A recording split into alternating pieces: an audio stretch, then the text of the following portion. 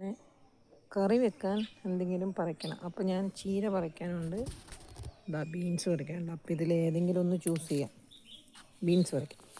ഇന്ന് ബീൻസാണ് നമുക്ക് തോരൻ. കുറച്ചധികം ഉണ്ട്, ഇവിടെയൊക്കെ ഉണ്ടല്ലോ. 3 പ്രാവശ്യം ഇതിൻ്റെ ഒന്ന് പറിച്ചു. എവിടെയൊക്കെ ഉണ്ട്. എന്നിട്ട് പിന്നെ ഉണ്ടായതാണ് ഇതൊക്കെ. ഈ ബീൻസിൽ വേഗം കായകളുണ്ടാവും.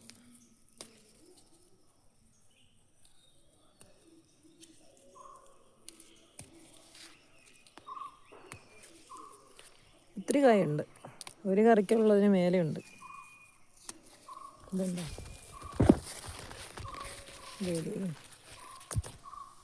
ഇതിൻ്റെ അവിടെ കുറേ, അതൊക്കെ നമ്മൾ പറിച്ചു. ഇനി ബാക്കി ഇത്രേ, പിന്നെയും വേറെ നട്ടു കൊടുത്തിട്ടുണ്ട്. ഇതല്ലേ കുഞ്ഞത്, ഇത് വേഗം വലുതാവും കേട്ടോ.